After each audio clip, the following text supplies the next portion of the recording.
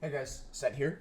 Before we get into the things that I would do, if you wanted to improve, I'm going to quickly go over my settings. This has been highly requested, so I know that you guys are really excited to see this. I do want to just preface before we get started that camera settings, especially, are it's mainly a preference. So if mine are really weird to you or very uncomfortable, you don't have to use them. But with that said, I think the most important are going to be kind of these four. So to my understanding, standard and fully dynamic are actually the same, and they just by default change where your dead zone and max zones are.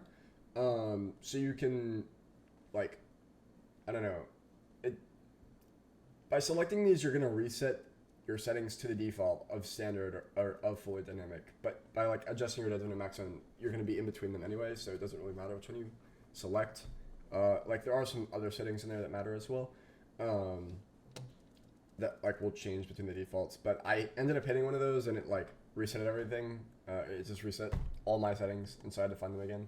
But in any case, let's go ahead and take a look. So you definitely want zoom out on. This is going to extend your field of view while you're gliding. There's no reason that you wouldn't want this unless it made you like sick. But if that is not the case, definitely have that option on. Smooth corrections I like to have on, but like I don't know, it's whatever. My dead zone is just under 0.5. I've tried exactly 0.5 and it just feels wrong. So I guess like 0.496 is the way to go. Max zone is 0.72. So dead zone is how close or like how far you have to keep your cursor until it actually changes and starts tending towards the max zone, at which once you get to this distance, your distance will be maximized. So you'll notice that in between like right in here, I'm not quite at the max zone, but I'm still able to move my camera. So that's the distance between the max zone and the dead zone. And so you can fully customize that. The reason that I have it set up this way is because this is sort of the distance that I have found is comfortable when I'm trying to slow down my aim. So like when your cursor is really close, you know, obviously you're going to be flicking around a lot, and so as you go out further, you have to move more to like effectively cover more distance. And so you have to like move a larger distance to cover more distance, whatever. And so I kind of like that, like max range kind of taking effect as I go out so that I can focus on smaller targets, or closer targets, not smaller targets, while my cursor is closer to my character. Because that's kind of where you want your more like sporadic changes. It's harder to hit targets that are up close. So pan distance you want at 100%, unless again it makes you sick. And then camera speed at 10%, unless it makes you sick. So like these you kind of have to play with. You want something faster as long as you can handle it, and you know as long as it's comfortable. Quadratic movement I think is kind of nice actually. I'm between turning this off and on. You'll have to play with it and just see again like what you're comfortable with. I'll probably have it on, to be honest with you. Just in practice right now it feels better. Last night linear was feeling better. I don't know, I flip between that one quite often. And then camera stabilization, this is actually pretty important. This is really preference based. I changed this setting quite a bit as well. I don't like lock to cursor most of the time. Like you see how snacky that is. It's a little like right here especially. That's too much jump to have a consistent right mouse button. So yeah, I like standard has been okay, but again I swap on that. So I think those are all the important settings. One that I will mention that might be really weird to many people is that I actually glide with C. So there's times where like I want to jump, and if I like was trying to jump there and I would have accidentally tapped glide, like that could have been really bad, right? So like if I'm trying to chain jumps or something and then I like slip off and then I press space, instead of mantling, if I had glided, like I could have been shot and killed. So that's kind of why I like having a separate bind for glide. You don't have to use C, but I found it to be very comfortable and it was like one of my best binds available. I think that's all I have for binds. That's like weird. Dash, you kind of want was the enhance with cursor though. Like, don't take my advice on this because I'm playing Shrike like 99% of the time. So her dash is like literally strictly based on where your cursor is and has nothing to do with WASD, and it's just a weird one. I like showing aiming laser just so that I know the enemy is seeing a Shrike, because obviously like they can see your laser when you're shooting, and so if I have the laser on, I know exactly what they know, which kind of helps me mind game a bit, I guess. Definitely want to show character ground circles. I also don't like the limit aiming laser to cursors just because it's like, I don't know, like why would you have that on? Ground circles, that's actually like hitboxes when enemies are like above ground. So like you see that little yellow circle under me? If we go up and then we let go, like you'll see that ground circle, that's your hitbox when you're above. Similar to the red dot when you're playing below ground level. So you definitely want that on. Yeah, I think that's everything that's important. Like video settings like are pretty much entirely dependent on your machine. Like I wouldn't really recommend going above medium. Like generally that high and ultra tend to have like too big an impact on performance, even if you have a really strong machine. Like I have a 3080 Ti and I'm still running medium because I want a consistent like 280 frames, which is the refresh rate of my monitor at 1080. So yeah, I think that's all I have for you guys. If you did want to copy my graphic settings, then I will kind of like leave them out here for a second. Definitely want like VSync off. I also like don't play with any like color blind correction. I know that some people do because it makes hitboxes easier to see or something, but like no. Yeah. Okay. With that, I hope this helps, and let's get started with how to actually improve. Now, when it comes to improving, I think the biggest thing is actually going to be gliding and being able to play over the abyss. If you can play over the abyss effectively, you're going to be better than 90% of players in this game. And so, like, the first mechanic that you kind of want to get down, like, there's two. There's mantling and feathering. So, feathering is timing your glide to be, like, up and down as opposed to just holding it. This lets you cover a lot more distance and actually take actions between your glide. And then the second is mantling. So as I just did there, you can get back to a wall. Okay, I didn't do that time. But if you hit the edge of a wall, like under ground level, you're actually going to get boosted up even if you have no glide. Hey guys, future set here. One thing I forgot to mention was that mantling, like while you're mantling, you are unspikeable. You can't get spiked. You can still take damage, of course, but yeah, the only way that you can die here is if you get slammed, like off screen. But like if you get slammed out here, you're fucked. But other than that, you're fine. Really important to know that. So be sure to use mantling while fighting so you don't get spiked. Okay. Enjoy the video. So yeah, like, do I have tips for feathering? Maybe just spend like 30 minutes in practice or something and you'll probably get it down. Like, it's not insanely hard. And it is like, I don't know, especially like between games, like just while queue's going, it's super easy to just hop in and like play around with. Again, it's not the most difficult thing in the world, in my opinion. So it's, yeah, you'll get it down fairly quickly. Another important thing is actually when you're going through these air rings, you move a lot faster if you're not holding glider. So you want to let go of your glider whenever you're passing through them to get extra speed. And you can kind of turn with your glider right before you go in to, like, I don't know, control your direction, but it is a little tricky. So you can go around these really fast, and if you get really good at it, then, like, you're kind of a menace. But, yeah, so that's kind of all I have for playing on the Abyss. Obviously, your red circle here is your hitbox. So when you're gliding through these air streams, jet streams, whatever, you want your red bubble to be inside, and you don't want enemies to hit this. So, and conversely, you want to hit your enemies on that red dot. Okay, so the next bit of, I don't know, advice that I would give is stick to a very small number of hunters, so like 1 to 3, I would say. I mean, you can play more than one. You should play more than one, in case there's a patch where they're exceptionally weak. Strike right now, and yeah, so having a few in your playbook can, you know, keep you flexible and keep you consistent in terms of winning. In terms of recommendations, I would say like Myth is actually really good for starters, just because her utility is so high, and she's not that difficult to play. Like no hunter in this game is really all that difficult if we're going to be completely transparent. I mean, if you came from League, like, very big difference in terms of learning curve between the two at the moment. Of course, SUPERVIVE is a lot newer, so like it's not a knock to the game in any way. Myth is really useful for the team. She's kind of like, she'd be like a staple DPS unit to pick up if you're more of a damage player. And you like dealing damage, getting kills, popping off, looking flashy, that sort of thing. I would say Kingpin is a fantastic initiator if you like setting up for your team and landing CC.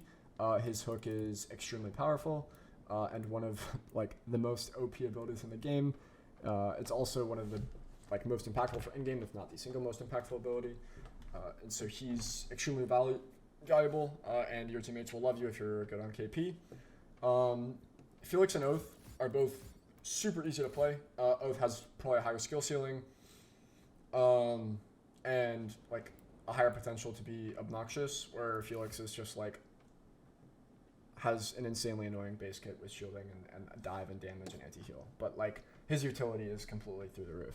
So these two hunters are both great for like Felix kind of for setting up and going in and just doing a lot of damage, and like I don't know, if you just want to press a button, if you like Malzahar in League, like, or you just want to press a button and be done and don't have to do anything, like Felix is for you. Oath is more for, I don't know, if you like having a, I don't know how to say,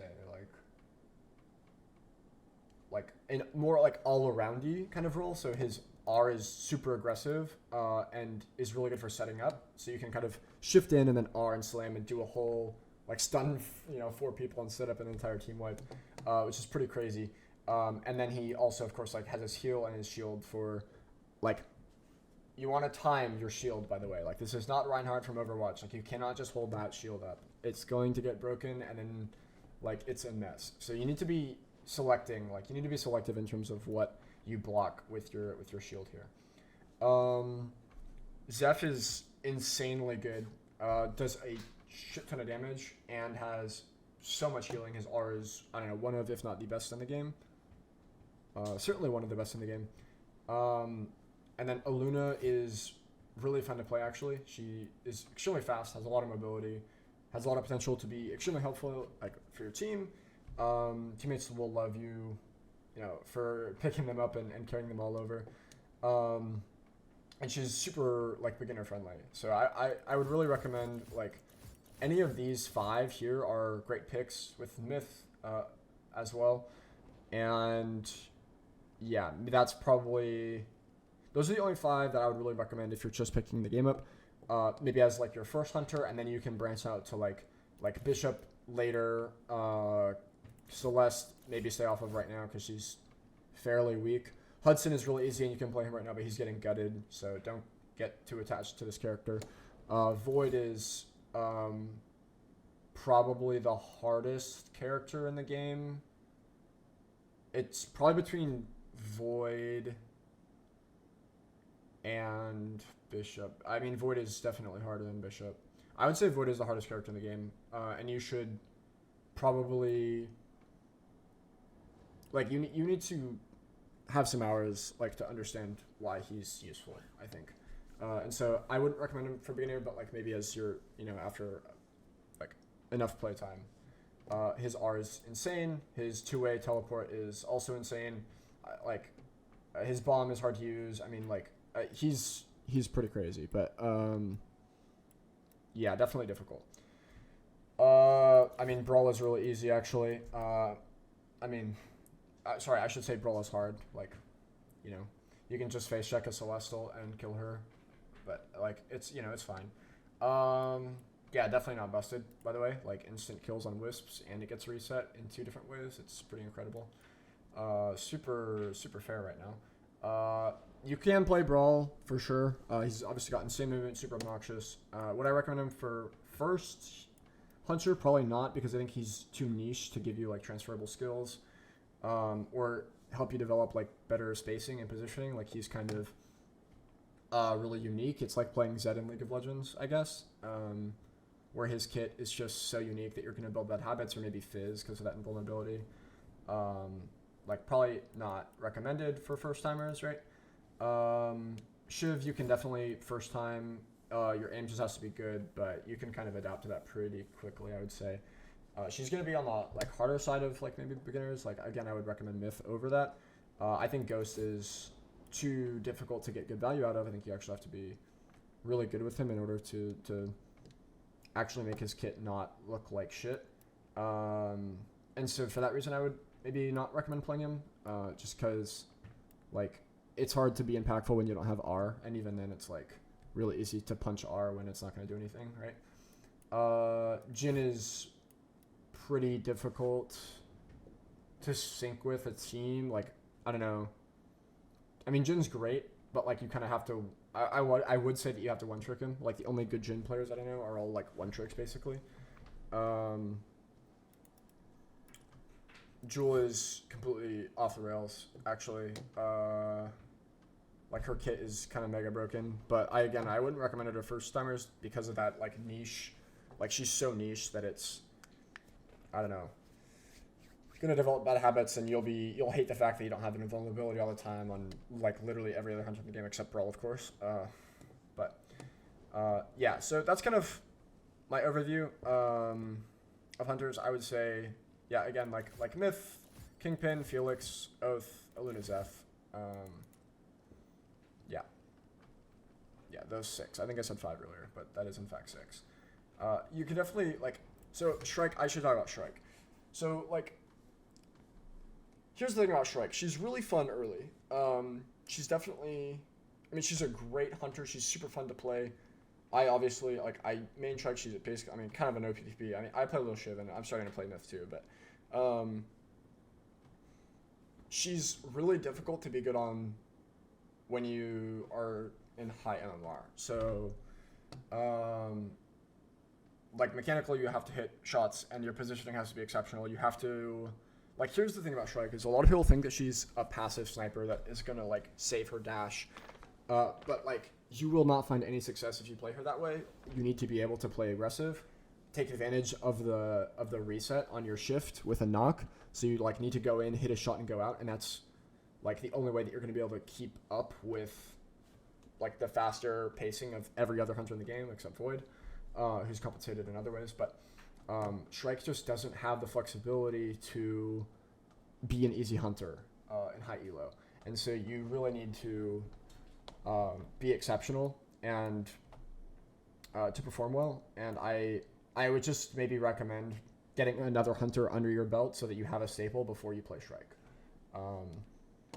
Like, I despite her being really noob friendly, she's actually not noob friendly, because when you improve, like, she's not the best option to play, probably, like, for most people. Definitely, like, insane if you're an insane player though. Okay, let's move on to the next section. Okay, so there's kind of 2 things that I'm going to talk about here. The first is just being familiar with equipment and powers, understanding what they do, how to use them, and being comfortable using them in game. So that's just going to kind of come with time. You can experiment with some items, like you should just watch some guides, like, here's the other thing. You should watch guides from people who actually play the hunter. Like, I'm not going to call anybody out, but I've definitely seen some content where, like, somebody is recommending, like, items for Shrike, and for most players, that's just not the best choice. And there's, like, other options in their recommendations that, there were items missing from their recommendations, I should say, that I would have recommended personally. Like, this is for Shrike, of course, and this is the reason that I don't give guides on other hunters, by the way. Like, there are certain content creators that are good enough and know enough about the game to speak on the builds for other hunters, like, outside of who they play, but they are, like, very few in number. So I would recommend finding guides for hunters and, like, from people who play your hunter, like, main them. yeah, you need to have a basic understanding of equipment. This is like, these are some of the most important items in the game. Like, this is one of the most important aspects of the game. And if you don't think they do anything, then just remove your items at the start and don't play with items until you understand how impactful these are.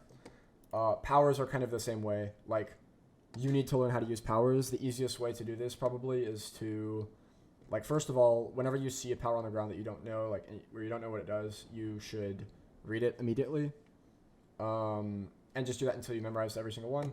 And maybe start by using powers that aren't actives, just to kind of, like, get accustomed to the game and other parts of, like, so you can focus your attention on other parts of the game that are really important while still taking advantage of some powers. And then when you feel like you have the basic movement down, the basic camera functionality down, like your gliding, your mantling, all of that stuff, then start moving towards actives, because all of the best powers in the game are actives, I think, generally speaking. Like, there are some exceptions, but, like, generally speaking, all of the best powers in the game are actives. And so it's important to make that transition as soon as possible, but you should prioritize, you should definitely prioritize, like, movement and camera, like, management first. Consumables are really clutch. Like, scan grenades are big and probably underutilized by early players. Then again, in low elo lobbies, like, you don't need them. Jump pads, there's a tech. I'll actually show you right now. There's a tech where if you're boosting into a jump pad, it'll send you absolutely flying. And so you should use that when possible. And I can't, again, guys, I can't emphasize enough, like, go into practice 2 and actually get accustomed to feathering. It's so important. So it's, yeah, you should really do that. Okay. And then the next thing that I have for you, which I would probably kind of put under this category, I guess, is in addition to, like, learning items and hunters, consumables, soul buffs, like, all of the stuff in here, like, you need to be familiar with, right? And this might sound kind of weird, is, like, learn how you play, okay? So, like, let's say, like, if you're really trying to improve, what you should do is sit down, make a list of things that you know you're doing wrong, mistakes that you make frequently, maybe before you get on, like tomorrow, like before you play tomorrow. Just sit down and make a list of mistakes that you know that you make right now. Have that list handy whenever you're playing, and focus on correcting one mistake at a time. And every time that you die, ask yourself, why did I die? What caused that death? What mistake did I make? Write that mistake down and be as specific as possible. The key here is to clarify, like, issues. So maybe as an example, like, one of my common mistakes is that I am overly aggressive. Like, I am frequently overcommitting to fights or dashing in when I don't have a proper setup. And I need to be more patient, specifically when I'm feeling really good about, like, my mechanics, and when I feel locked in. I get carried away very easily.